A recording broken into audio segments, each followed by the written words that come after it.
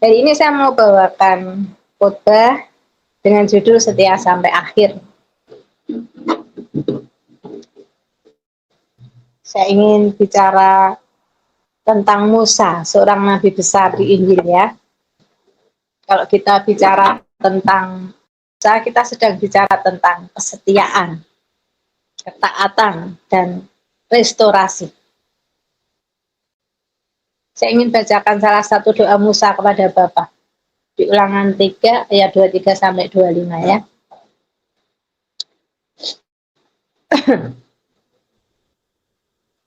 Juga pada waktu itu aku mohon kasih karunia dari Tuhan. Demikian. Ya Tuhan Elohim, Engkau telah mulai memperlihatkan pada hamba-Mu ini kebesaran-Mu dan tangan-Mu yang kuat. Sebab Allah manakah di langit dan di bumi yang dapat melakukan perbuatan perkasa seperti Engkau.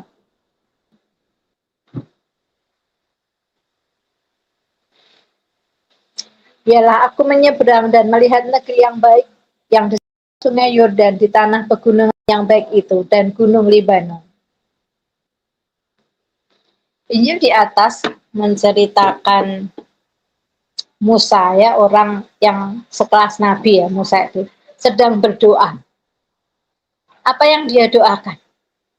Dia ingin bisa sampai ke tanah perjanjian.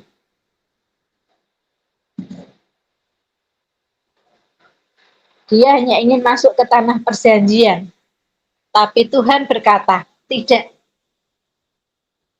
Kau tidak boleh menyeberang Yordan. Permintaan Musa ditolak. Mentah-mentah ya ditolak, ya mentah-mentah. Tidak. Bahkan Tuhan sampai bilang, cukup, jangan lagi bicarakan perkara itu dengan aku. Ini ada ayatnya. Saya tidak kasih ya. Bahkan ini terjadi dengan segala hal yang telah dilakukan Musa kepada Tuhan. Musa berdoa ini Musa sudah melakukan banyak hal untuk Tuhan. Coba kalau itu terjadi kepada kita. Saat kita berdoa berkali-kali lalu Tuhan jawab, aku tidak mengabulkan doamu dan jangan bicarakan itu lagi di hadapanku. Gimana kalau Tuhan jawab itu kepada kita? Sakit hati enggak kita? Misalnya kita sudah melayani gila-gilaan. Tapi saat kita berdoa, kita dapat jawaban di hati kita. Aku tidak mengabulkan itu, dan jangan bicarakan hal itu lagi di hadapan. Piye rasanya? Sakit hati enggak? Ngambek enggak kita? Marah enggak kita sama Tuhan? Pasti marah. Tapi lihatlah, orang sekelas Musa yang telah melayani Tuhan selama 40 tahun dengan setia, doanya bisa ditolak Tuhan. 40 tahun. Bukan 40 hari, bukan 40 bulan. 40 tahun. Kalau pelayanannya Musa dibilang suka dan duka, banyak apanya?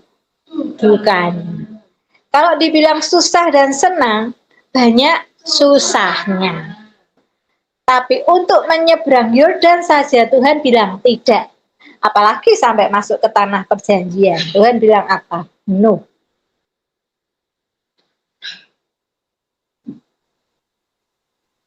Jadi kalau kalau Musa saja doanya bisa ditolak dan tidak ngambek, jadi masukan bagi kita, pembelajaran bagi kita. Kalau kita doanya lagi tidak dikabulkan, jangan bersungut-sungut. Jangan marah apalagi meninggalkan Tuhan. Jangan terus menjadi seorang pengemis di hadapan Tuhan. Tapi belajarlah untuk memberi. Apa yang bisa kita lakukan di hadapan Tuhan, itu yang harus kita belajar. Kita mau belajar banyak dari Musa hari ini ya. Saudaraku yang terkasih, perhatikan. Ketika doa Musa tidak dikabulkan Tuhan, apakah Musa meninggalkan Tuhan? Musa meninggalkan Tuhan enggak? Apakah Musa marah? Enggak. Apakah Musa sakit hati sama Tuhan? Enggak. Apakah Musa ngambek sama Tuhan? Tidak, saudaraku ya. Musa tetap setia mengiring Tuhan sampai ke tanah Moab. Kalau kita melihat Musa, kita sedang berbicara tentang kesetiaan. Meski doanya tidak dikabulkan Tuhan, dia tetap setia melakukan tugasnya, mengantar bangsa Israel sampai dia mati di tanah Moab. Ini menjadi pembelajaran untuk kita semua. Jangan nanti sedikit-sedikit hidupnya tidak enak, ngambek. Bangkrut sedikit, lupa melakukan Torah. Bangkrut sedikit, lupa kasih persembahan. Sakit sedikit, tidak mau ibadah Sabat. Sedang berantem dengan temannya, kebetulan kalah, doanya tidak dikabulkan Tuhan. Nggak mau baca firman, mana janji Tuhan untukku, padahal kita yang salah. Ya, ini menjadi pembelajaran untuk kita.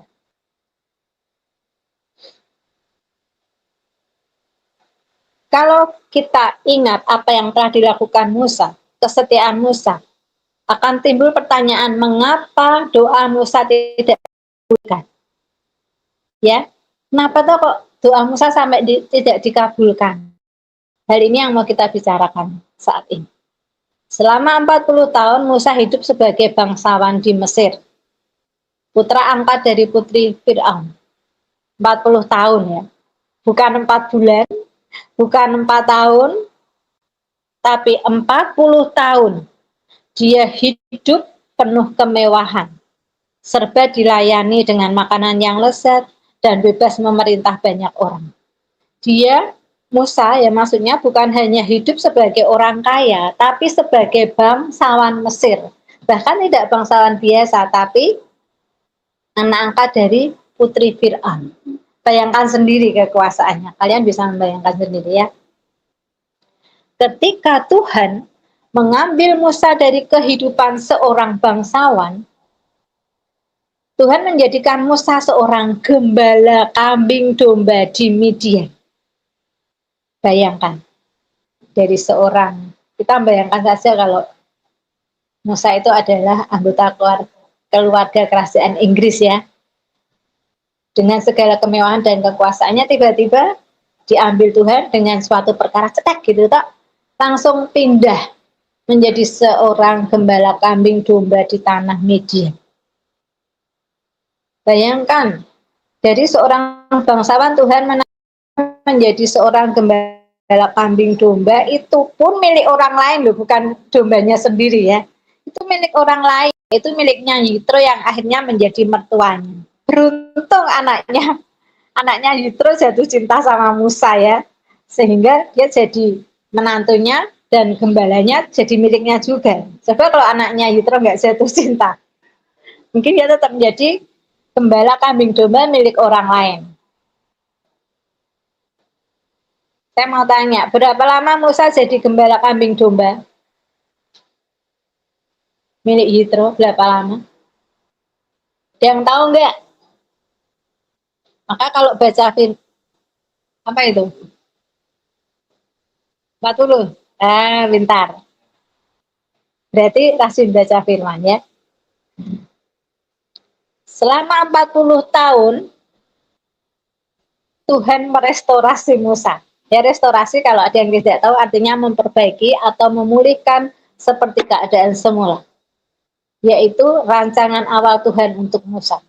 40 tahun Musa direstorasi Tuhan menjadi seorang gembala kambing domba milik orang lain. Akhirnya menjadi milik mertuanya ya.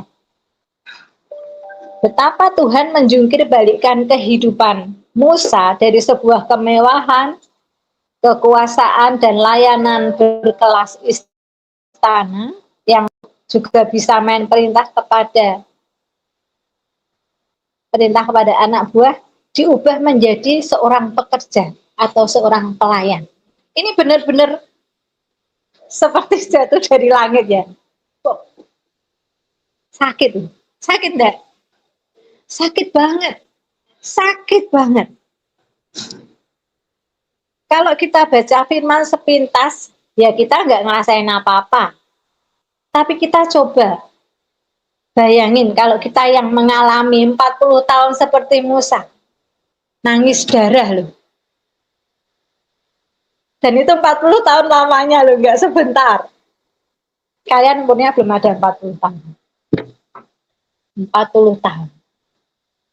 Hidup dari kemewahan penuh kekuasaan terus menjadi seorang pelayan. Itu tidak gampang. Apakah itu sakit-sakit Bang?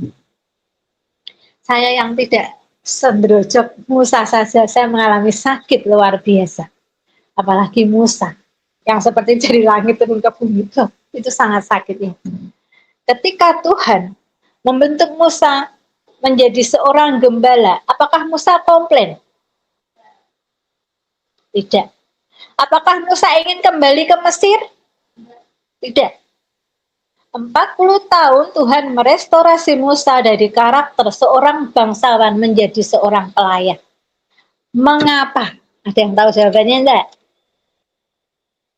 Mengapa? Kok selama itu loh Tuhan merestorasi Musa 40 tahun tuh bukan waktu yang pendek.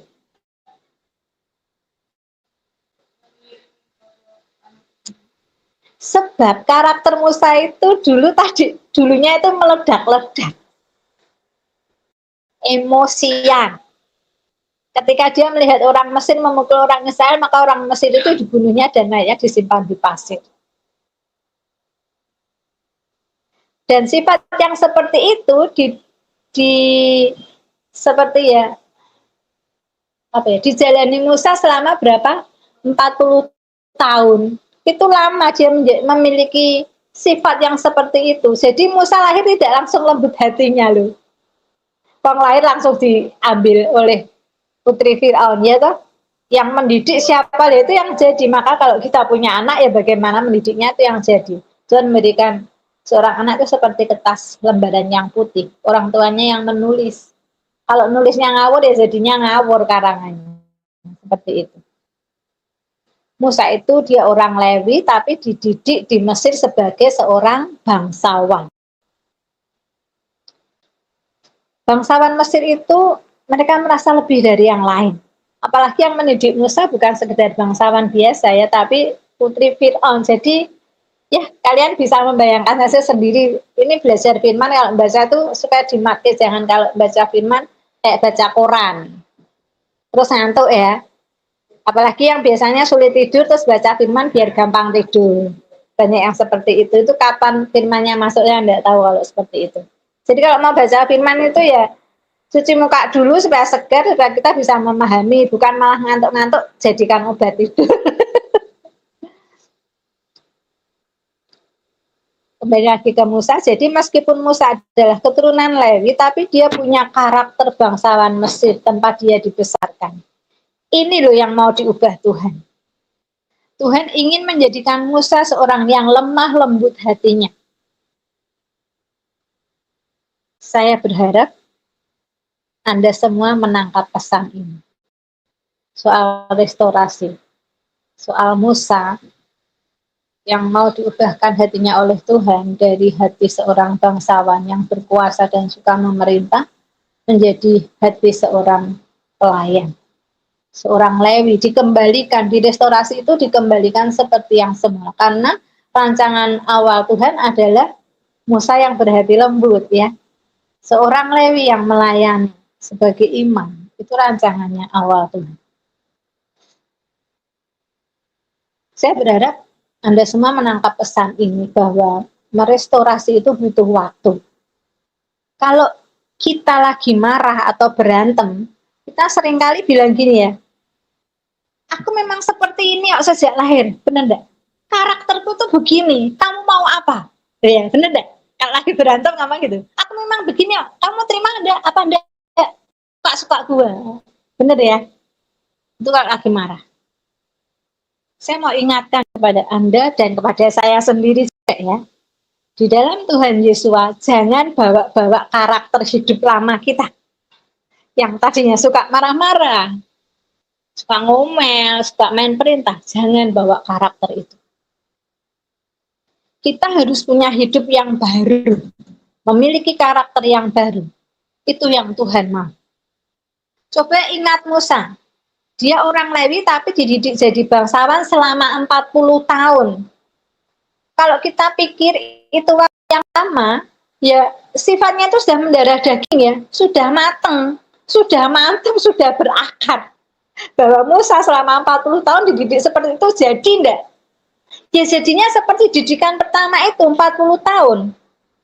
Maka Tuhan juga butuh waktu 40 tahun untuk merestorasi Musa supaya memiliki karakter seorang Lewi, karakter yang melayani. Paham ya? Karakter lama yang sudah mendarah daging itu diubah, direstorasi butuh waktu. Waktunya ya selama yang pertama. Begitu juga dengan kita. Semakin lama kita mempertahankan karakter hidup lama kita, maka butuh waktu yang lama juga untuk kita direstorasi. Maka ayo cepat berubah. Jangan kelamaan dalam karakter lama kita. Supaya apa? Supaya Tuhan tidak gembleng kita terlalu lama, enggak? Kalau dableknya, jeleknya 20 tahun, gemblengnya 20 tahun. Jadi jangan lama-lama hidup dalam karakter yang lama. Kita sudah mengerti kebenaran. Nanti jangan kayak Musa yang 40 tahun jadi 40 tahun. Kita harus lebih baik dalam arti, misalnya kita dulu memiliki karakter yang buruk, sampai usia kita 50 tahun, 60 tahun, bahkan ada orang yang 70 tahun masih memiliki karakter yang tidak benar. Nanti kehabisan waktu untuk direstorasi Tuhan. Sebab digembleng Tuhan, diproses Tuhan itu sakit loh. Tidak enak. Saya sudah mengalami itu.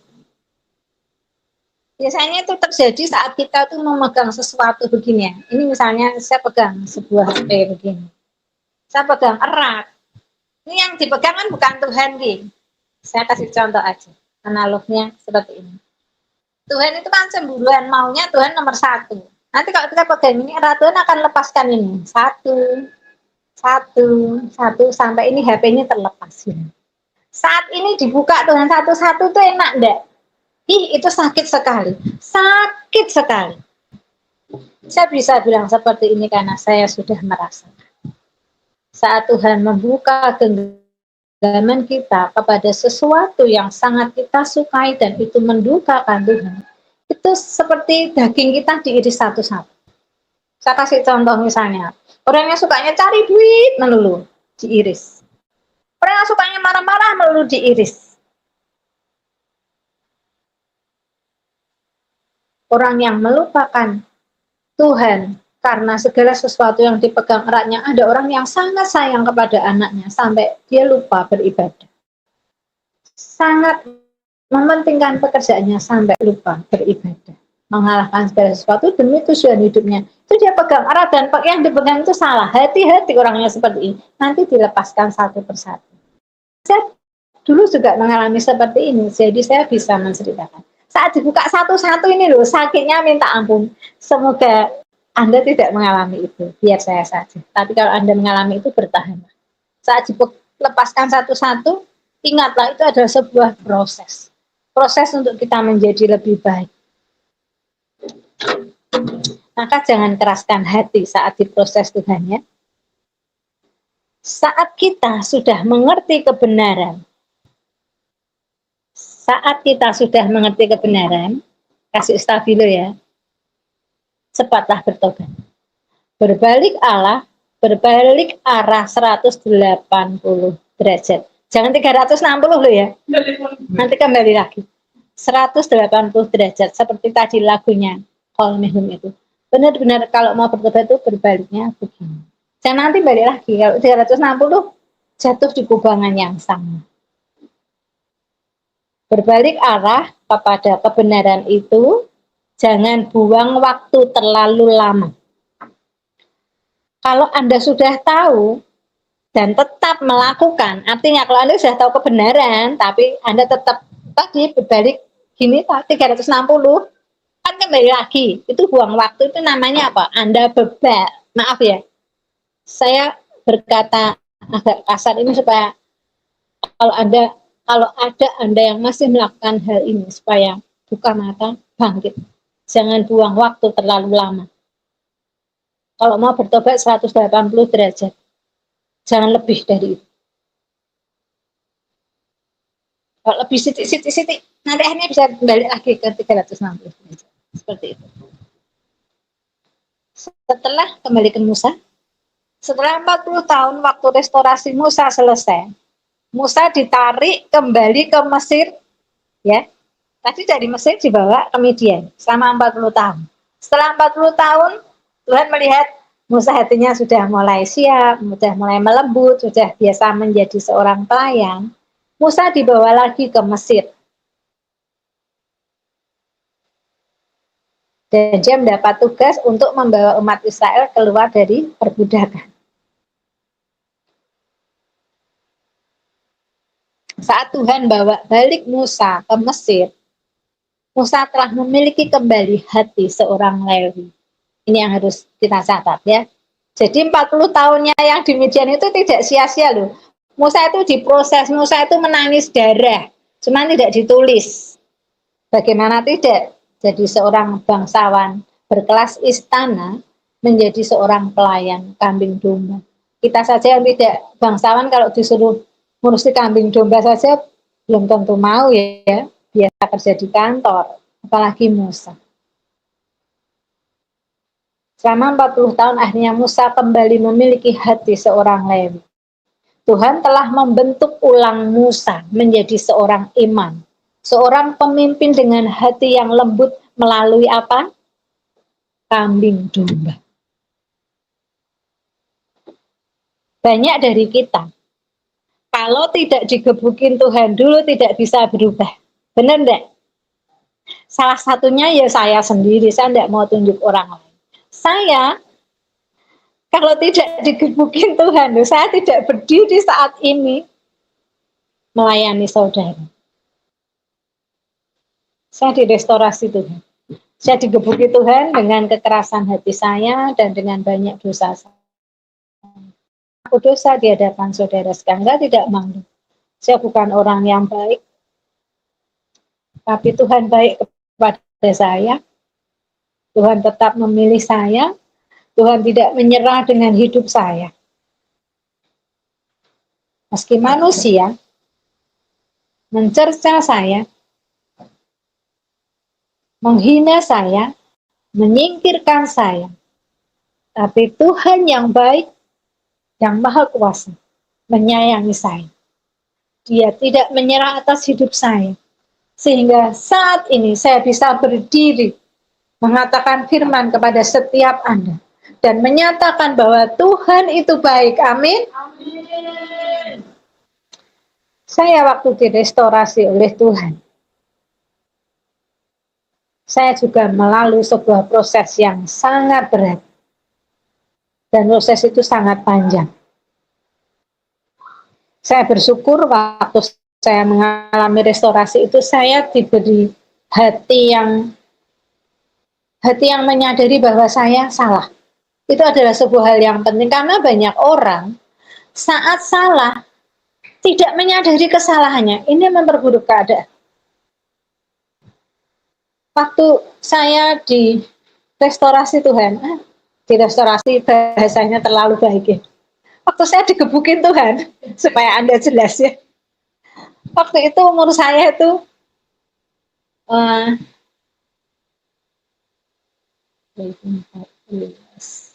umur saya 43-an. Oh ya, kan sudah diumpetin 20 tahun nih Pak ya. Umur saya 43, ini bercandanya anak-anak suka bercanda di sini. Umur saya itu 43, saya melakukan banyak kesalahan di hadapan Tuhan. Tapi saya bersyukur saya diberi hati oleh Tuhan itu saya mengerti kesalahan saya. Sehingga waktu saya digebuki, saya ngomong sama Tuhan begini. Tuhan, waktu itu saya bilang Bapak. Saya belum kenal Bapak. Saya masih menyembah Yesus yang lain. Saya bilangnya, tapi saya kok bisa berdoa begitu ya, saya juga ini. Karena Tuhan sudah memilih saya tidak menyadari. Tuhan, saya tahu ini adalah sebuah hukuman untuk saya. Dan saya mau menerima setiap hukuman-Mu dengan penuh rasa syukur. Sebab aku tahu Setiap kesalahan yang aku buat mendapatkan hukuman sebab Engkau Tuhan yang adil. Hanya aku mohon Tuhan, jangan tinggalkan aku barang sejenak. Temani aku sampai selesai hukumanku Tuhan.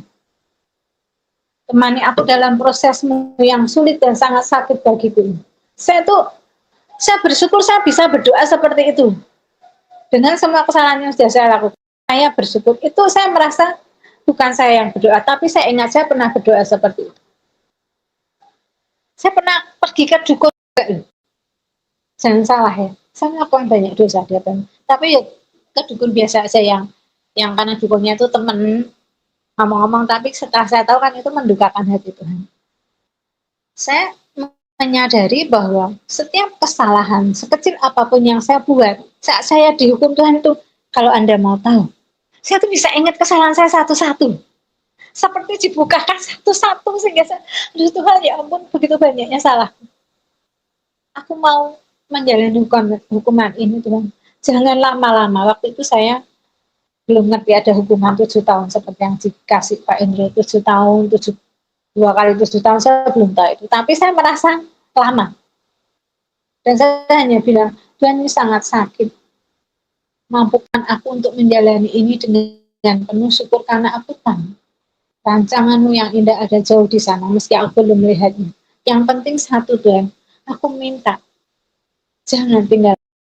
Karena di dalam pikiran saya tuh, saya tidak tahu ya Kak, hikmat atau apa, Tuhan tuh kasih tahu gini, kalau kamu sudah membakar rumah itu sudah dipadamkan, artinya sudah bertobatnya, sudah didatangkan pemadam kebakaran, sudah nggak ada apinya. Rumah yang dibakar itu rusak tidak? Terus apakah bisa langsung dipakai? Tidak, butuh waktu untuk diperbaiki. Itu yang Tuhan kasih ke saya waktu itu. Saya tidak tahu, ternyata Tuhan sudah kasih hikmat ke saya waktu itu. Saya bersyukur saya waktu itu saya masih menyembah Yesus yang lain, tapi Bapak mengasihi saya. Sehingga kapan hari saya juga pernah sharing bahwa Bapak sudah memilih saya, bahkan dari sejak SD. Saya mengalami banyak masalah yang sangat berat, tapi Tuhan tetap meloloskan ujian itu. Sehingga saya hari ini bisa ketemu Anda, baik-baik saja, tersenyum, dan bahkan bisa membagi firman dan sharing ini. Itu saya, semoga Anda semua tidak mengalami hal yang berat seperti saya. Jadi manis-manislah hidupnya ya, supaya tidak digembleng Tuhan, supaya tidak restorasi, karena di restorasi itu sakit banget. Jadi saya mau ingatkan buat setiap Anda yang mungkin saat ini sedang mengalami masa yang berat ataupun sangat berat, kan ada masalah itu ada tingkatannya. Biasa, berat, sangat berat. Keuangan, sakit penyakit dan lain-lain itu ada tingkatannya, ada levelnya. Bagi Anda yang mengalami masa berat atau sangat berat, jangan buru-buru menyerah. Apalagi menyalahkan Tuhan ya. Kenapa ini nggak selesai-selesai Tuhan? Aku lelah Tuhan. Aku sudah sampai tiap hari berdoa, hanya tetap gini-gini aja. Saya mau ingatkan kepada setiap Anda, coba introspeksi diri. Tanya kepada Tuhan, Tuhan mengapa semua ini terjadi? Tuhan ingin apa dari peristiwa ini untukku? Bangunlah saat teduh bersama Tuhan setiap hari dan tanya kepada Tuhan. Kalau kita tuh tanyanya sungguh-sungguh intim sama Dia, Tuhan akan jawab. Kalau Tuhan tanyanya sambil lalu ya tidak dijawab. Tanya dengan sungguh-sungguh, nanti kita akan pasti dapat jawabannya dari Tuhan. Harus tetap semangat. Jangan kasih kendor setiap masalah yang datang, setiap serangan yang datang. Ingatlah Tuhan selalu punya rancangan yang indah. Rancangan damai sejahtera bukan rancangan kecelakaan buat umat pilihannya ya. Yeremia 29 ayat 11. Sebab aku ini mengetahui rancangan-rancangan apa yang ada padaku mengenai kamu.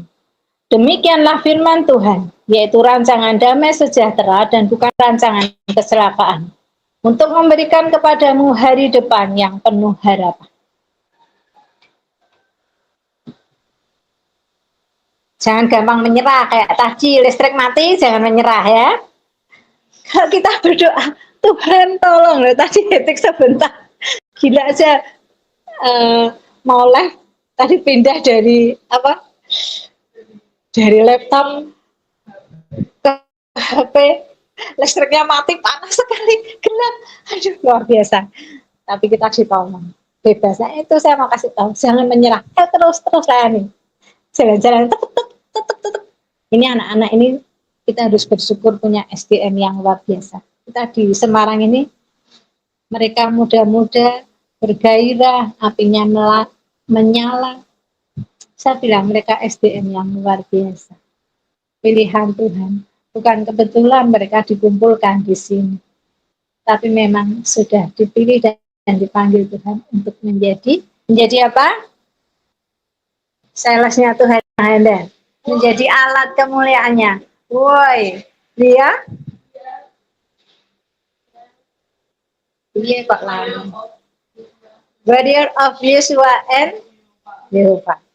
Ini mereka. Saya bangga sama mereka.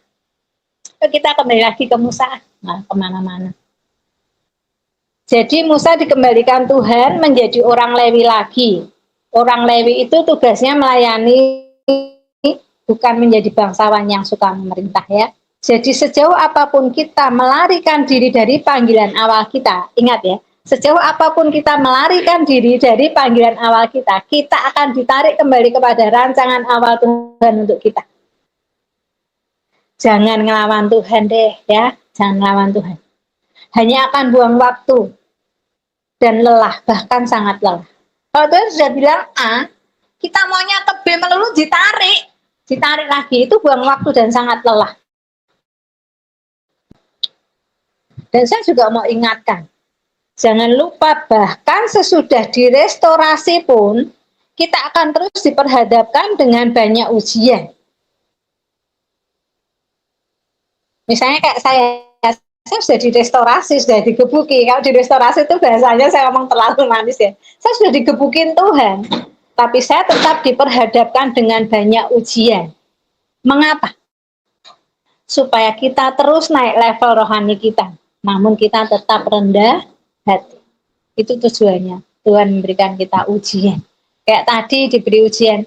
Ini melayani lampu mati itu gila, itu benar-benar. Mungkin yang ibadah di rumah santai-santai. Kita yang di sini setengah mati, saudaraku. Sangat bingung. Grogi ya Tea sebagai kaptennya multimedia sangat grogi. Gak kebayang, tapi ya itulah, itu ujian untuk naik level. Jadi di dalam segala keadaan kita tidak boleh menyerah. Di dalam setiap rancangan kita harus punya plan A dan plan B. Ingat ya, plan A, plan B. Plan A gagal, kita harus punya. Oh ini kalau tidak bisa harus begini. Meskipun saya tidak paham ini soal apa ini multimedia, saya sangat buta soal ini. Saya enak tinggal ngomong aja. Ini begini, kasihan mereka. Tapi saya ngomong begini begitu untuk kenyamanan setiap Anda di rumah. Benar enggak saudaraku? Setuju enggak dengan yang saya katakan ini? Anda yang di rumah. Mesti ini Pak Hendrik, Wika lagi. Oh iya benar nih. Lagi ke Musa ya. Tujuan ujian setelah direstorasi supaya kita naik level. Begitu pula yang terjadi dengan Musa. Musa ini juga punya alasan loh saat dia melakukan kesalahan. Dia punya alasan, bukan tiba-tiba yang melakukan kesalahan sehingga doanya tidak dikabulkan. Begitu banyak peristiwa yang membuat Musa yang sudah berhati lembut bisa melakukan kesalahan di hadapan Tuhan. Kita mau buka Alkitab kita, Bilangan 20 ayat 2 sampai 8. Pada suatu kali, ketika ada air bagi umat itu, berkumpullah mereka mengerumuni Musa dan Harun, dan bertengkarlah bangsa itu dengan Musa, katanya, sekiranya kami mati binasa pada waktu saudara-saudara kami mati binasa di hadapan Tuhan, mengapa kamu membawa jemaat Tuhan ke padang gurun supaya ternak kami mati di situ? Mengapa kamu memimpin kami keluar dari Mesir untuk membawa kami ke tempat celaka ini, yang bukan tempat menabur tanpa pohon ara, anggur, dan delima, bahkan air minum Tidak ada. Jengkel enggak ini kalau Musa dikata-katain seperti itu.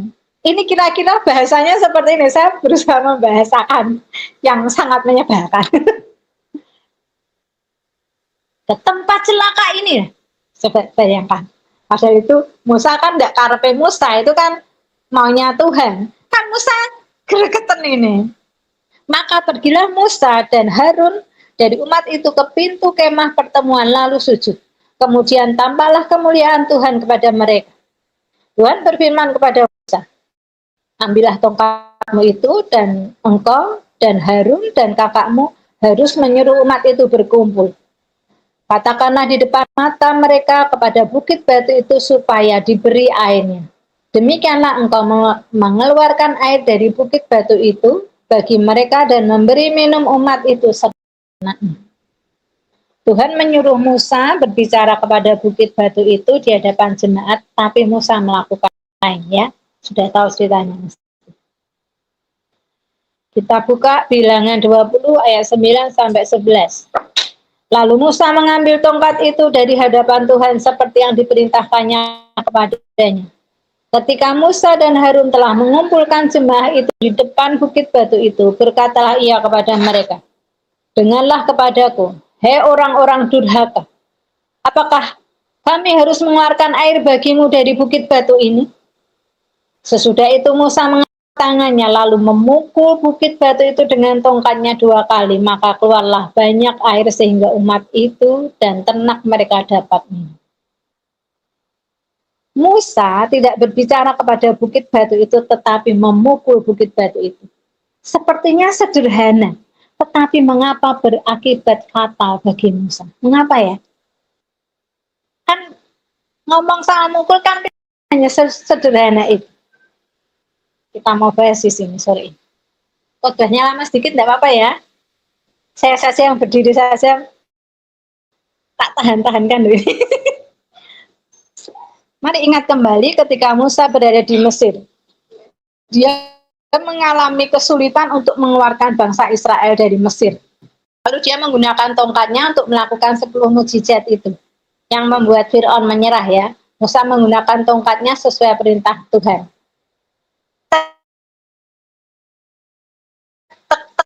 Jadilah semua tulah dan mukjizat itu. Mari kita lihat alasan apa sampai Musa melakukan kesalahan. Kan Musa itu sudah biasa menggunakan tongkatnya tuh ya, buat mukul ya, laut dipukul, ular begini cantik jadi ular. Musa sudah sangat terbiasa menggunakan tongkatnya. Kenapa sampai salah?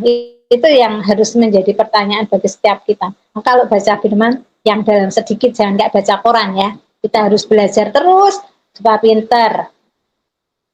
Saya saja terus belajar, soalnya saya tidak sekolah.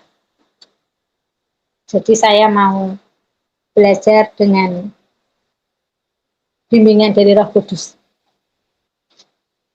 Ketika Musa membawa bangsa Israel sampai ke Laut Teberau, bangsa Israel melihat pasukan Mesir menyusul mereka, maka paniklah mereka dan mulai protes dengan Musa. Kita juga mau baca Keluaran 14 ayat 11 sampai 12. Dan mereka berkata kepada Musa, ini yang tadi sudah ngomel-ngomel ya, bangsa Israel ini lagi. Di Keluaran 14 ayat 12 ayat 11 sampai 12. Dan mereka berkata kepada Musa, apakah karena tidak ada kuburan di Mesir, maka engkau membawa kami untuk mati di padang gurun ini? Ini tajam enggak katakan? Tajam. Apa karena tidak ada kuburan? Kamu kok bawa kami ke sini? Ini menyakitkan. Apakah yang kau perbuat ini terhadap kami dengan membawa kami keluar dari Mesir? Bukankah ini telah kami katakan kepadamu di Mesir, janganlah mengganggu kami, dan biarlah kami bekerja pada orang Mesir, sebab lebih baik bagi kami untuk bekerja pada orang Mesir daripada mati di padang gurun ini. Coba kalau kita yang jadi Musa, jengkel enggak? Gregetan enggak? Sangat gregetan. Orang Israel ini kerjanya marah-marah terus sama Musa. Mereka panik melihat orang Mesir, sepertinya mereka bilang ke Musa, kenapa kami kau lewatkan sini? Enggak lewat jalan yang lebih dekat. Karena katanya sebetulnya ada jalan yang lebih dekat, nggak muter. Tapi jalan yang dekat itu akan bertemu dengan bangsa Filistin. Sedangkan mereka kan belum pernah belajar berperang ya. Kan Tuhan itu tahu, jadi tidak dilewatkan situ. Sama Tuhan juga mau ngetes mereka. Tapi kadang-kadang manusia itu sok tahu. Mereka tidak tahu kalau akan ketemu bangsa Filistin. Maka dilewatkan situ. Bersungut-sungut. Kalau mereka tahu, mereka tidak akan bersungut-sungut. Tapi karena tidak tahu, atau karena sok tahu, tidak tahu dan menjadi sok tahu, itu membuat manusia menjadi sering bersungut-sungut di hadapan Tuhan. Ini dengan sudah beberapa kali Musa masih sabar loh dikatain seperti ini. Coba kalau kita sudah marah ya, pengen lempar batu enggak? Wes ditolongin, diomel-omelin, disalah-salahkan. Padahal bukan Musa yang pengen bawa mereka keluar toh. Yang pengen bawa itu Tuhan. Tapi Musa itu karena sudah direstorasi hatinya, Musa masih sabar. Lalu berbicara kepada Tuhan, maka Tuhan menyuruh Musa menggunakan tongkatnya dan terbelahlah laut Tebrau itu. Lalu bangsa Israel berhasil lewat dan Tuhan menenggelamkan semua pasukan Mesir di dalam laut itu. Lalu setelah melewati laut Tebrau, Musa menyuruh mereka pergi ke padang gurun Syur. 3 hari perjalanan mereka tanpa mendapat air, lalu tiba di Mara. Ada air tapi pahit. Pahit rasanya, jadi nggak bisa diminum ya. Musa tetap sabar diomel-omelin bangsa Israel. Dia sujud. Jadi kalau bangsa Israel ngomel-ngomel, Musa lari ke Tuhan sujud, minta pertolongan. Ditolong Tuhan lagi. Begitu berkali-kali. Setelah berangkat dari Elim, mereka sampai di padang gurun Sin. Mereka bersungut-sungut lagi minta roti. Keluaran 16 ayat 2-3. Di padang gurun itu bersungut-sungutlah Israel kepada Musa dan Harun dan berkata kepada mereka, kalau kami mati tadinya di tanah Mesir oleh tangan Tuhan ketika kami duduk menghadapi kuali berisi daging dan makan roti sampai kenyang. Sebab kamu membawa kami keluar ke padang gurun ini untuk membunuh seluruh jemaah dengan kelaparan. Nyalahin lagi ya. Gimana? Gimana kalau kalian jadi Musa? Kenapa Musa itu masih sabar terus ya? Karena memang yang melihat keadaan bangsa Israel saat di padang gurun itu sangat berat. Ada yang hamil, kira-kira jumlahnya 2 juta. Ada yang hamil, ada yang melahirkan, ada yang menyusui, itu kan saat yang berat. Ada yang ternaknya melahirkan, kan enggak ternak ki. Perjalanan mereka itu sangat jauh dan berat, sehingga Musa memaklumi hal itu, karena Musa kan juga merasakan haus ya, merasakan capek juga seperti bangsa Mesir, seperti bangsa Israel, sehingga dia bisa memaklumi hal itu. Tuhan terus tolong mereka, lalu kasih mana, bosan makan mana terus, mereka minta daging, dikasih daging ya, si burung puyuh. Bahkan saking rakusnya ada sampai makan daging itu mati, keluar di hidungnya saking rakusnya. Maka kalau makan jangan rakus-rakus ya, nanti mati. Tuhan itu mengasihi Israel dan memenuhi semua kebutuhan bangsa Israel selama di padang gurun. Ini tertulis di Keluaran 16 ayat 12. Aku telah mendengar sungut-sungut orang Israel. Katakanlah kepada mereka, pada waktu senja kamu akan makan daging, dan pada waktu pagi kamu akan kenyang makan roti, maka kamu akan mengetahui bahwa akulah Tuhan Allahmu. Tuhan memelihara bangsa Israel karena ya, aku Tuhan, aku membawa kamu keluar dari Mesir, aku bertanggung jawab akan hal itu Tuhan kita. Jadi kalau kita sedang diproses, jangan menyerah, karena kalau itu yang suruh Tuhan tidak akan lepas tangan. Tuhan akan berikan tangannya untuk pertolongan kepada kita. Sebab cuman kita seringkali tidak sabaran, terus pindah ke jalan lain. Jangan lakukan itu. Tapi bangsa Israel yang dikasihi Tuhan itu terus-menerus menyalahkan Musa. Untung karakter Musa sudah diubah oleh Tuhan. Coba kalau karakter bangsawannya belum hilang, bisa dipentung itu semua bangsa Israel, benar enggak? dengan perkataannya yang sangat menyakitkan, bisa pentungin satu-satu, setengah tongkatnya apa mati semua itu. Tongkatnya kan sakti ya. Musa dengan sabar mendengarkan mereka bersungut-sungut lalu sujud kepada Tuhan, ditolong. Begitu terus berulang kali. Ketika sampai di Rafidim, nggak ada air, mereka mulai bertengkar dengan Musa. Tadinya bersungut-sungut, terus ini mulai bertengkar. Di sini Musa sudah mulai jengkel nih, kesabarannya mulai habis. Musa mulai jengkel dengan Tuhan. Tuhan kasih air lagi bagi mereka dan mereka melanjutkan perjalanan dan sampailah mereka di Kades. Ini masih di sepanjang Gurun Sir. Itu di padang gurunnya itu panjang. Ada yang mengatakan, ini baca di Google ada yang mengatakan perjalanan mereka 1000 km. Nah, jauh ya, 1000 km. Bayangkan ada yang hamil, ada yang melahirkan, ada yang ternak yang melahirkan. Pokoknya kalau bayangkan saja, pasti mereka keadaannya memang sangat sulit bangsa Israel waktu itu. Maka kita sering diumpamakan kalau lagi sedih-sedih, lagi susah, kita sedang berada di padang gurun ya, karena memang saat itu sangat sulit. Lalu berkemahlah mereka di Kades dan inilah yang mendatangkan musibah bagi Musa.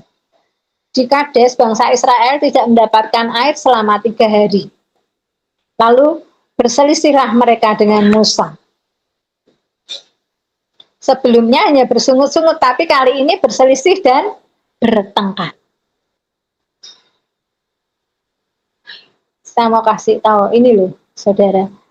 Kalau kita ngalami kesusahan sebulan 2 bulan, masih bisa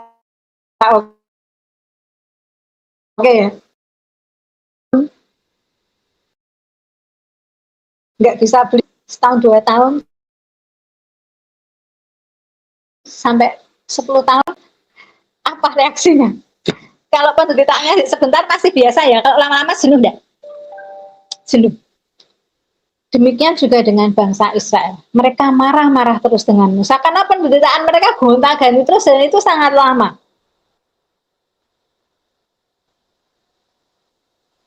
Kata-katanya mereka tuh ya kayak di atas tadi. Engkau yang membuat kami keluar dari tanah Mesir. Engkau yang bawa kami ke tanah celaka ini sehingga ternak kami mati. Ataupun kami mati karena nggak bisa minum. Ya, kata-kata ini tuh sangat menusuk hati.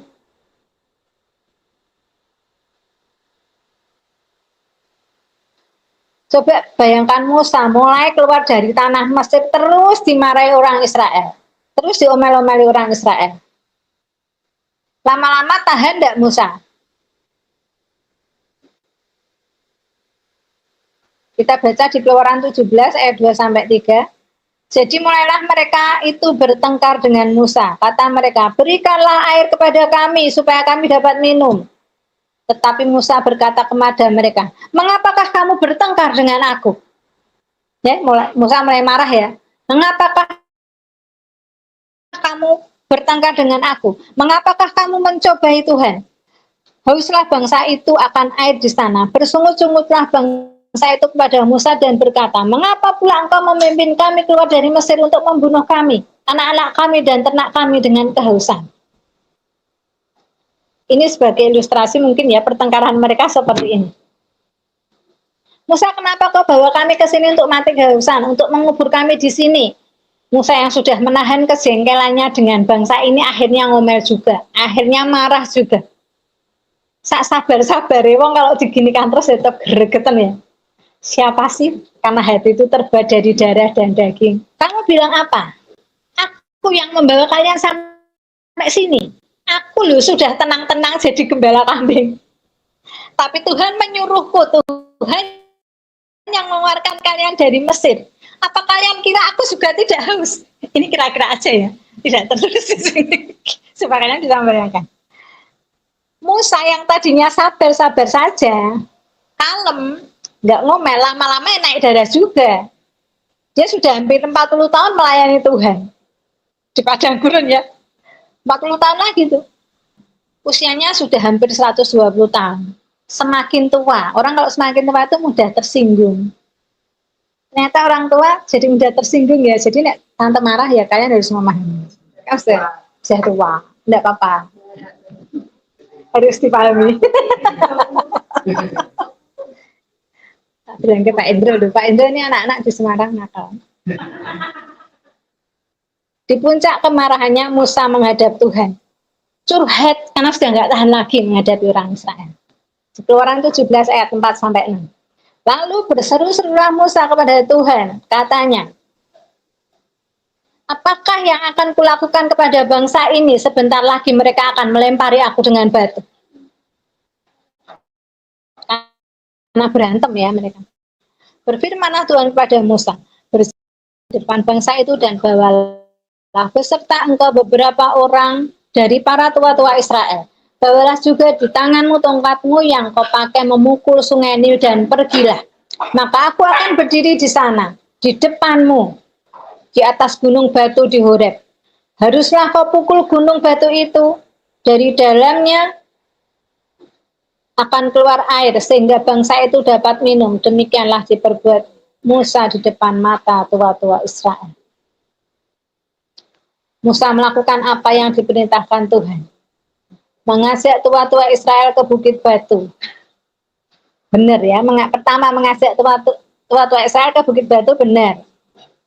Membawa tongkat, benar. Tapi saat mau eksekusi salah.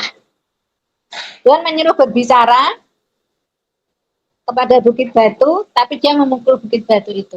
Kenapa ini bisa terjadi? Karena kemarahan Musa, dia menjadi tidak fokus kepada. Saking marahnya itu pasti sulit buat ngomong, benar enggak? Saking marahnya itu yang ngomong bukan mulutnya, tapi tangannya dan kakinya. Ya toh? Nendang, mukul, nyubit, saking marahnya. Begitu pula dengan Musa. Karena menahan kemarahannya, akhirnya dia tidak berbicara kepada Bukit Batu itu, tapi memukulnya. Inilah yang menjadi kesalahan Musa di hadapan Tuhan. Dia belum bisa move on dari kemarahannya, dari kekecewaannya, dan dari kepahitan hatinya kepada bangsa Israel yang seringkali memberontak. Jadi sebetulnya bukan masalah pukul memukul, tapi masalah hati ya. Maka bagi setiap Anda yang masih berada dalam area marah, kecewa, pahit hati, ayo move on. Kalau tidak, Anda akan berputar-putar di padang gurun dan tidak bisa sampai ke tanah perjanjian.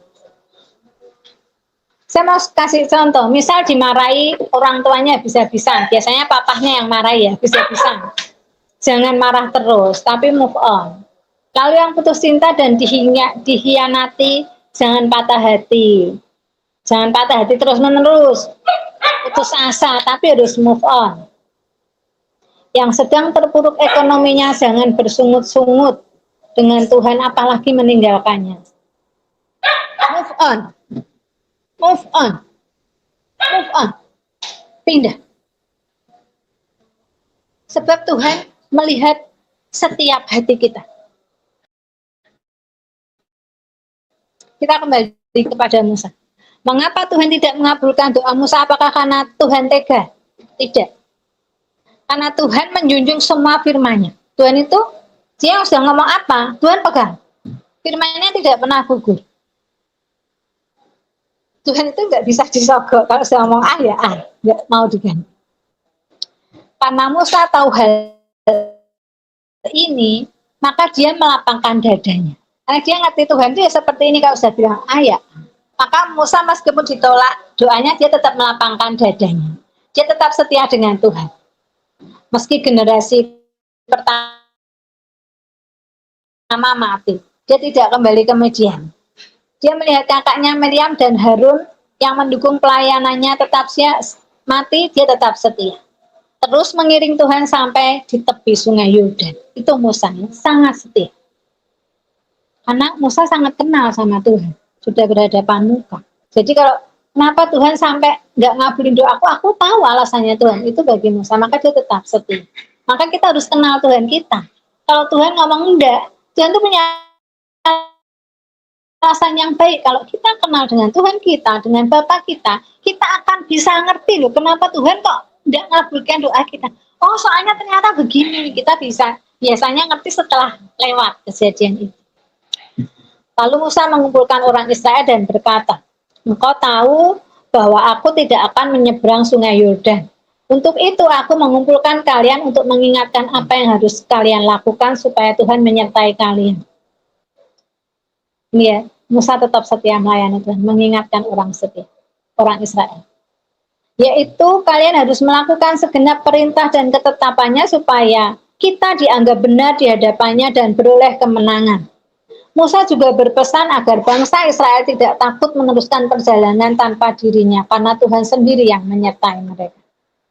Ulangan 1 ayat 29 sampai 31. Ketika itu aku berkata kepadamu, janganlah gemetar, janganlah takut kepada mereka.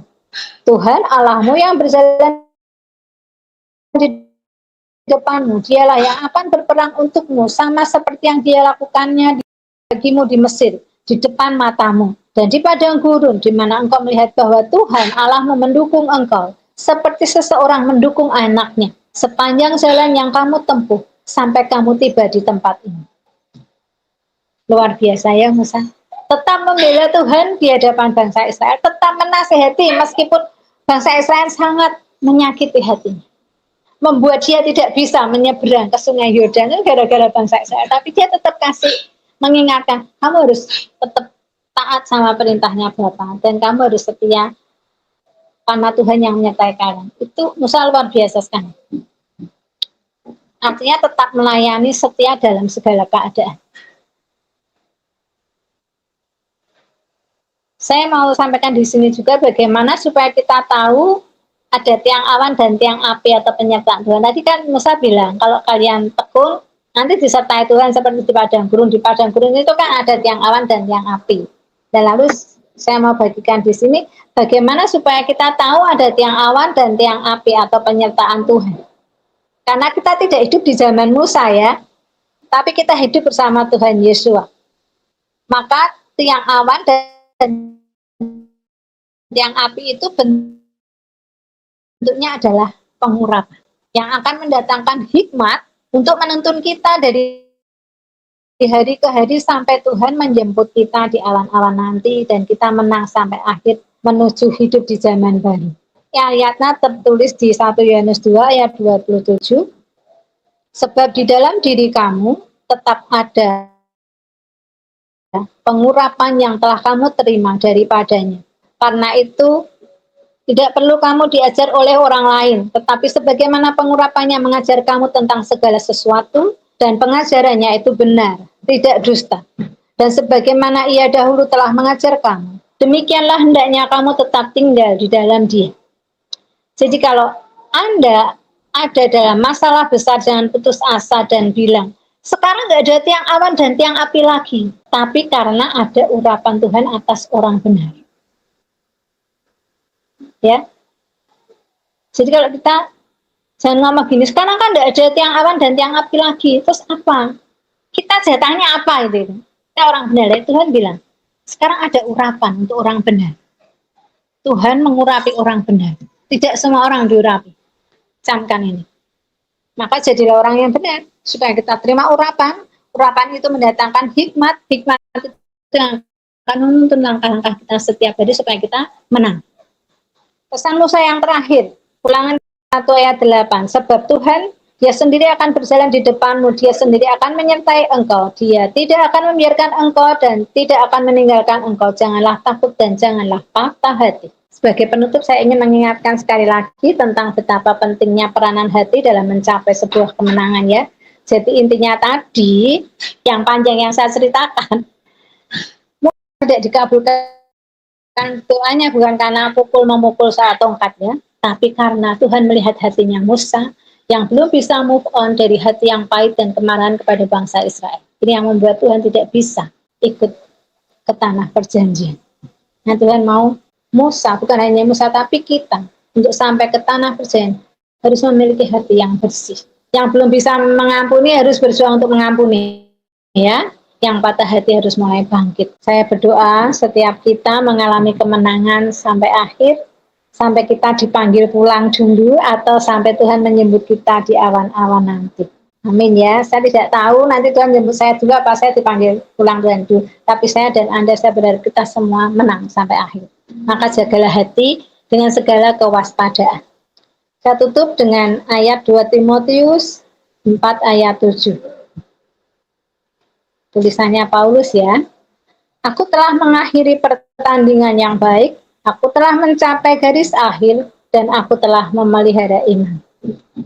Amin.